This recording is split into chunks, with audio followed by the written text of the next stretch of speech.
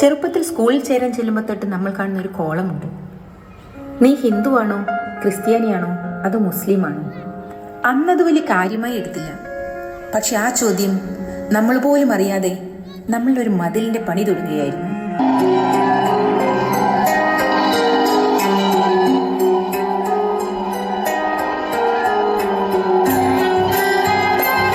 ആ മതിലുയർന്നു വന്ന് നമ്മൾ ഉണ്ടാക്കാൻ ശ്രമിച്ച കുഞ്ഞു കുഞ്ഞു സൗഹൃദങ്ങളുടെ നടുവിൽ അപ്പുറത്തെ ആളുകളുടെ സന്തോഷവും സങ്കടവും ഒന്നും കാണാതെ ഞാൻ എന്നിലേക്ക് തന്നെ ഒതുങ്ങി.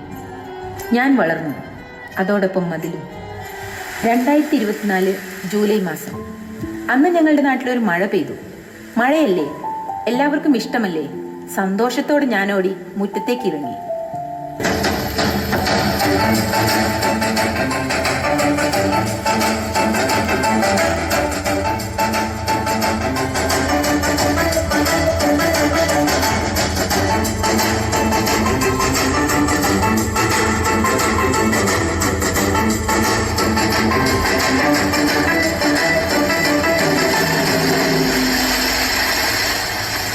പക്ഷേ അന്ന് മഴ തോർന്നില്ല. മഴ പെയ്തുകൊണ്ടേയിരുന്നു. മഴയുടെ മട്ടം അറിയെന്ന് എനിക്ക് മനസ്സിലായി. ഞാനോട് വീട്ടിൽ കയറി. പക്ഷെ അവന് വിടാൻ ഭാവമില്ലായിരുന്നു. മഴ ആർത്തലച്ചു പെയ്തു. ജൂലൈ 30, 2024 പുലർച്ചെ 2:17 വെള്ളരിമല ഭാഗത്തു നിന്ന് ആദ്യത്തെ ഉരുൾപൊട്ടലുണ്ടായി. മണ്ണും ചെളിയും മരങ്ങളുമെല്ലാം വലിയ ശബ്ദത്തോടെ താഴേക്ക് ഒലിച്ചു വന്നു.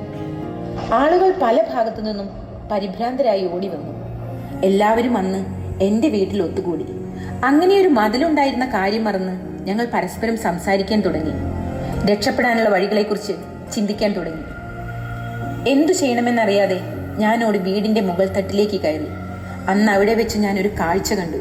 പണക്കാരൻ, പാവപ്പെട്ടവൻ, പണ്ഡിതൻ, പാമരൻ, താണജാതി, കൂടിയ ജാതി, ഇവരുടെ എല്ലാം നിലവിളിക്ക് ഒരേ സ്വരമായിരുന്നു.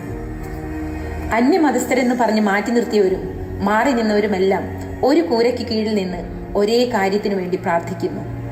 പക്ഷെ അവിടെയും സുരക്ഷിതരല്ല എന്ന് മനസ്സിലാക്കാൻ അധിക സമയം വേണ്ടി വന്നില്ല. മഴയുടെ ശക്തി കൂടി വന്നു. പുലർച്ചെ 4:10 ഒരു വലിയ ശബ്ദത്തോടെ രണ്ടാമത്തെ ഉരുൾപൊട്ടലുണ്ടായി. അത് കൂടുതൽ വിനാശകരമായിരുന്നു. മണ്ണും ചെളിയുമെല്ലാം വീട്ടിനുള്ളിലേക്ക് അടിച്ചു കയറി. ഞങ്ങൾ ചുറ്റും നോക്കി. രക്ഷിക്കാൻ ആരെയും കണ്ടില്ല. പോകെ പോകെ പ്രതീക്ഷ നഷ്ടപ്പെട്ടു.